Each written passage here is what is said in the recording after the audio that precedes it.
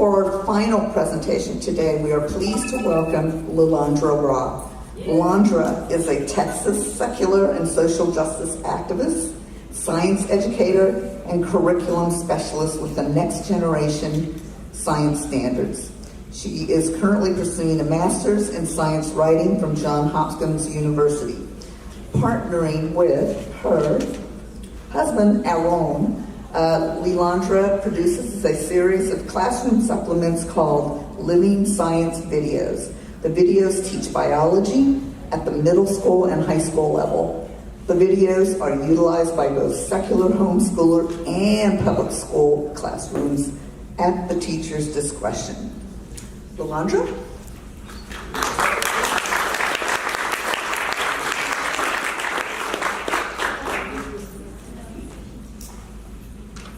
Tess here.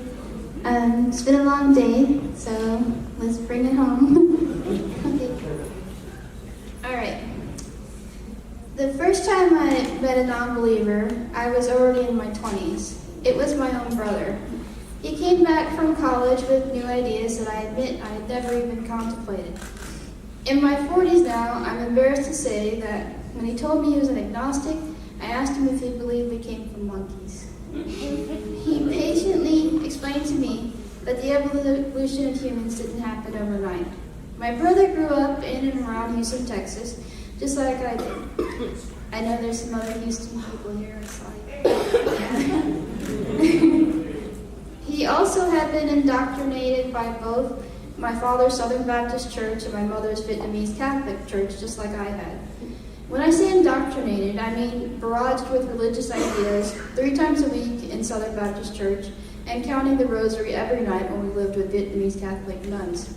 I remember how one of the nuns, who still looms large and intimidating in my mind, would often purposefully show us her leg and ridicule women being immodest.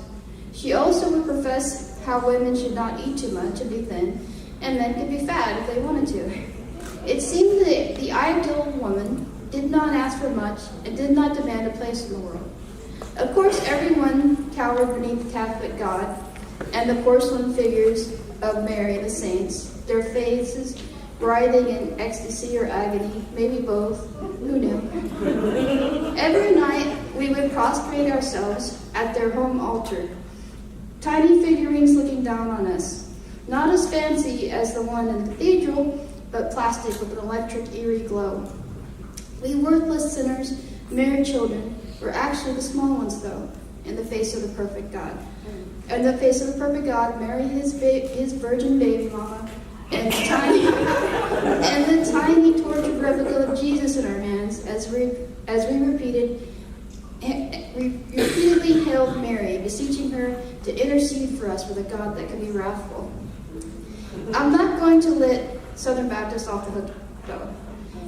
Every Mother's Day, Brother Mike would preach insisting that women were created by God to be a helpmate to men in a weaker vessel.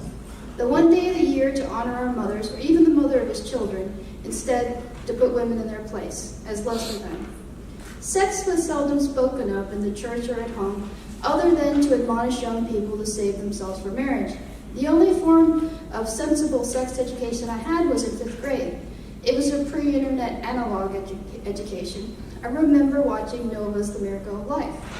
It showed the development of an embryo from conception to birth. In my 20s, I would see Planned Parenthood clinics around, but their work had been shamed as sinful by the Christians I knew, and the stigma kept me from accessing reproductive health care there. As a Christian mother in my 30s, I decided to donate some of my baby's old things to a Christian crisis pregnancy center. I was still naive about how much they really helped people with unintended pregnancies. They gave me a tour of the facility. They were very proud of their ultrasound machine. The host told me joyfully that women seeing their embryos beating heart helped them to decide against an abortion. Unfortunately, that was the full extent of what they called medical care there. It seemed strange to me even then that they wanted a person to keep a pregnancy that they hadn't planned for, but they did very little to help the new parent afford the expenses of childbearing. They would give them a few necessities like food and diapers and refer them to social services. After I began teaching middle school, I experienced a different perspective. I was also a new atheist after 35 years of being a Christian. It was a new internet digital information age. I wasn't born again, but the scales of Christianity have fallen away from my eyes. Now I look to science for the answers about the world. A lot of non-believers feel lingering resentment over the ignorance they were taught about the world as Christians. What I had been taught by Christians as shameful about reproduction before, I saw differently. I taught science now. Little did I know that I got a better sex education in 1983 than my 6th grade students would get in 2008 in Odessa, Texas. Thanks to George W. Bush, our president then, who increased federal funding for millions of dollars for our schools to teach abstinence-only sex education. Even then, it was well established that comprehensive sex education was a better deterrent to STDs and unplanned pregnancies than abstinence-only sex education. I say even then, but it's funny to me that that was just 10 years ago. And honestly, it was like we revisited the 1950s. The first time I sat through an abstinence-only presentation with the girls in my class was a time warp. The presenter had a beehive and started trying to get mostly young Latinas to sing along with the saccharine stylings of Jewel Aiken's The Birds and the Bees. She demonstrated how easy it is to pass along an STD with Post-it notes.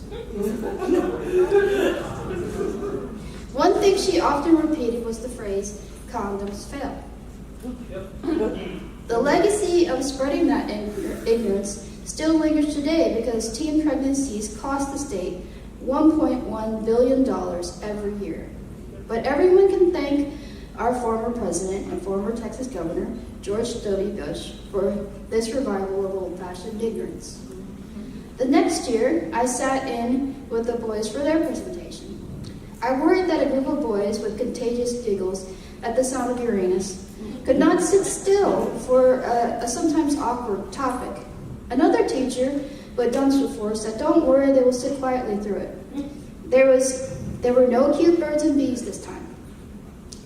Just an elderly man who would need to change his outfit to be a Mormon missionary, only with his pants belted above his navel.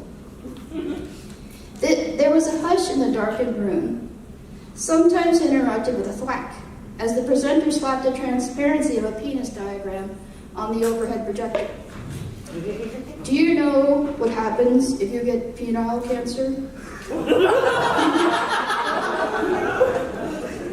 No one said a word. No matter how many times he put that slide up there, of that same penis diagram, they cut it off, he said. And I shall likely know, like, incidences of penile cancer are very rare. He told them he would answer their questions after his presentation. Everyone wrote their questions on a note card and read them off. They were all curious and earnest questions. He read off one of the questions matter-of-factly. "Does oral sex feel good?" one of my students asked on the note card. Only in his voice, "Does oral sex feel good?" I can't do it. He fired off the answer immediately. "No."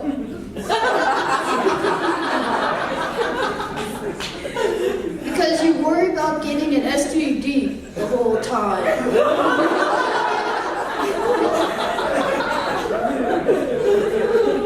Hopefully they didn't see the stunned look on my face.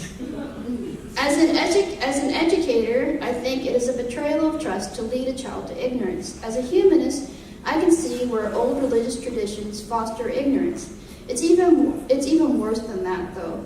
I mentioned that it costs the state to lead the nation, how much it costs the state to lead the nation in repeat teen pregnancies. What about the cost in lost lives, education, and hopes and dreams? Unintended pregnancy rates are highest among low-income women, 7 times the rate of those with higher incomes. Specifically, young unmarried women and women of color make up a disproportionate number of women with lower incomes. Women without high school diplomas have the highest unintended pregnancy rate of all. Teen mothers are more likely to need public assistance, not finish school, and of course live in poverty. Daughters of teen mothers are more likely to be teen mothers themselves. The cycle continues. But what started that cycle? Teen mothers or poverty? The answer is poverty. We can come up with better secular solutions than the ridiculous combination of shame, judgment, and impractical advice from Christian doctrine. They don't own our bodies, and there's no soul to threaten torture for eternity unless you accept their authority. How do we move forward, though, when there are so many setbacks?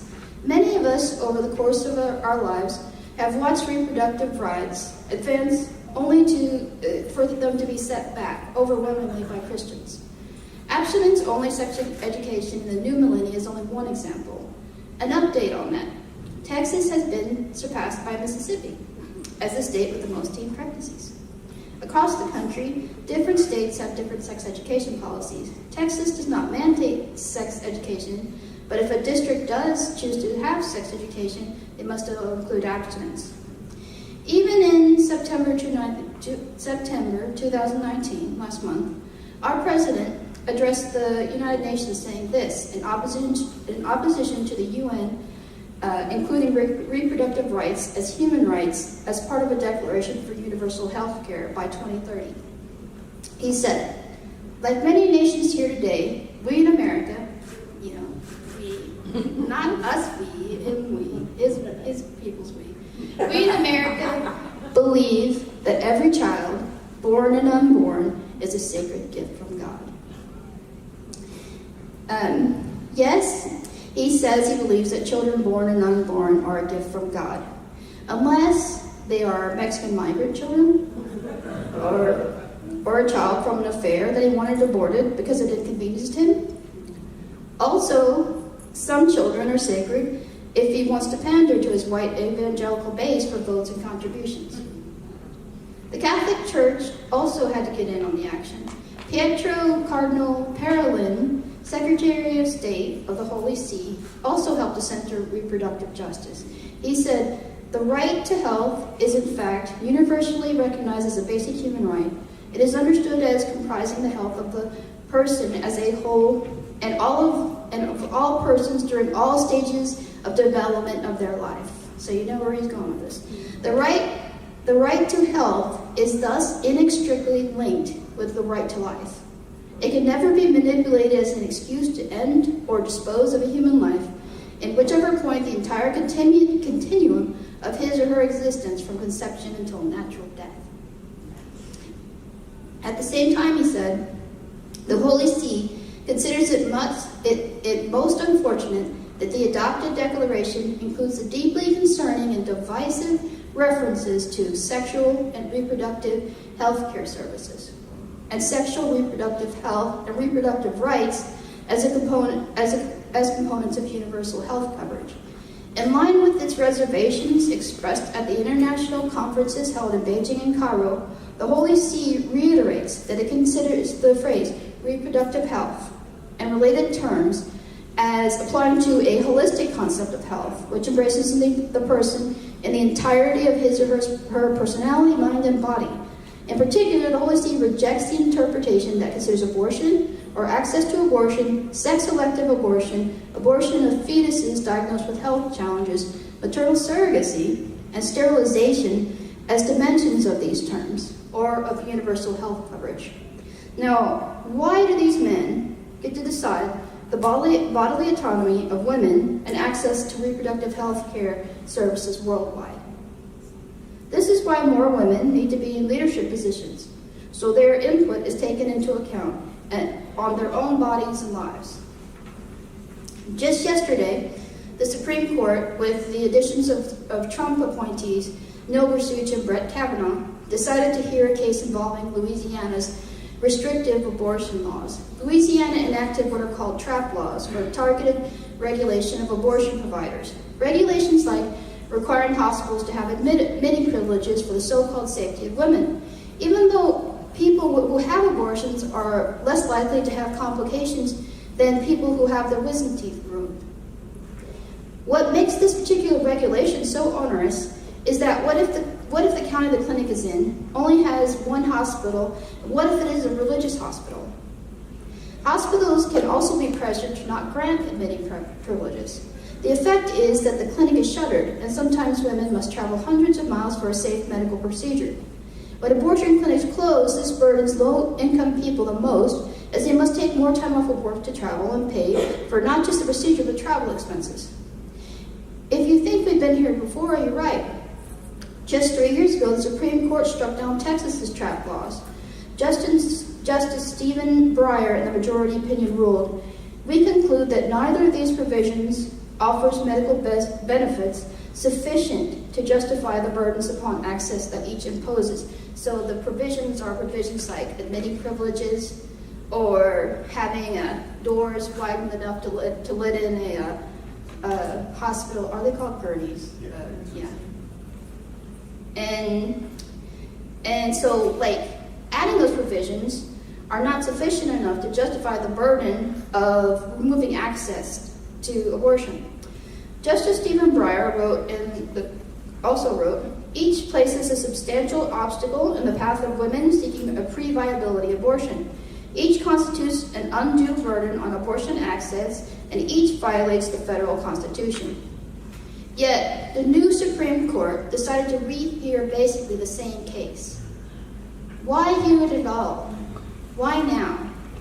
The lower court in Louisiana claims its trap laws are substantially different from Texas's.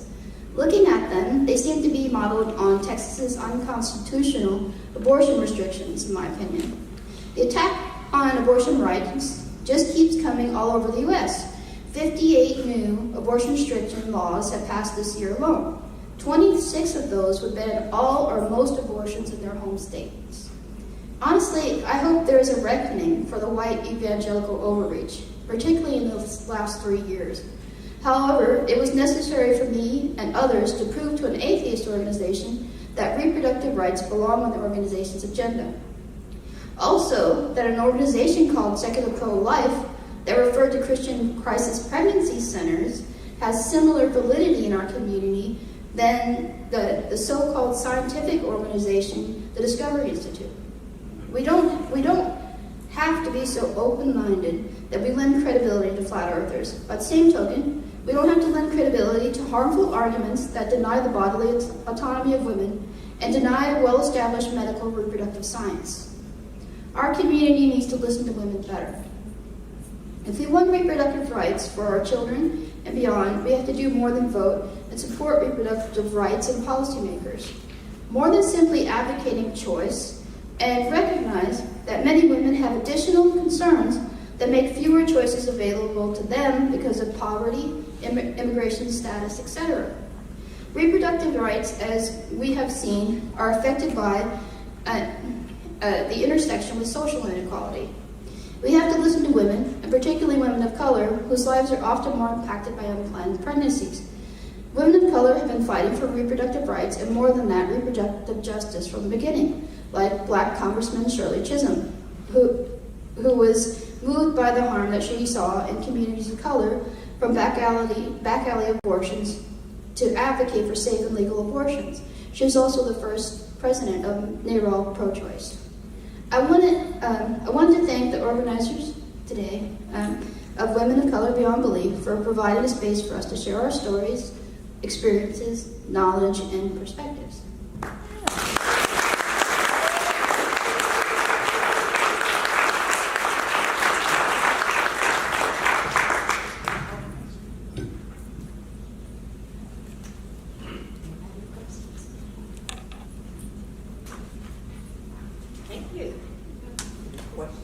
Are you going to hold got some questions out there? I can't pick you, so. Everybody's ready to party. Yeah. Go ahead. You mentioned that court ruling in Texas. Do you know what that ruling was? The name? Or what I was thinking of what the Oh, House count Bill was. 2. It was Whole Woman Health versus State of Texas. oh, you want to flip this? 5-4 or? Yes, I think it was 5-4. So somebody flipped for it, but I don't think that's going to happen this time. Very good. Anymore? So you mentioned, W ruined everything, and the funding changed with Obama, and now it's swinging back. As a teacher, have you noticed, like, have you been able to watch the difference with your students as, like, the funding has changed and so on, or is it the same in Texas, or? I left the classroom in 2015. Microphone. Oh, thank you. I left the classroom in 2015, but I have noticed in Dallas ISD when I taught, like in Odessa in 2008, and Dallas ISD was different because Dallas ISD was doing comprehensive, and so it's changed to where each district can do it the way they want to do it, and the numbers improved of unplanned pregnancies wherever in the state they're using comprehensive instead of abstinence only. And when I taught in Odessa, they had the second highest repeat teen pregnancy rate in the entire state of Texas, which leads the nation in that. And it's irresponsible to discourage young people to practice sex without a condom because the condom will fail, or just don't have sex. I mean, it's impractical. It should be taught as more of a responsibility and how to manage that responsibility.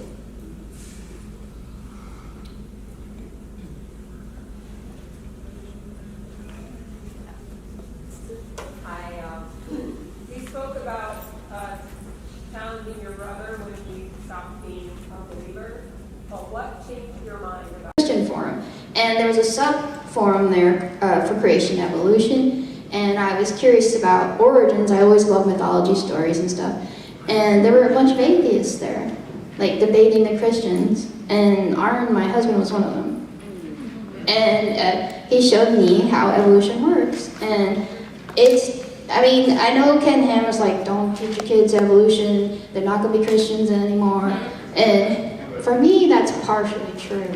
Because once you figure out how everything worked, just like why would God design that kind of system? Suffering and death. And it's beautiful in some ways when you don't focus on the suffering and death. But that was it for me.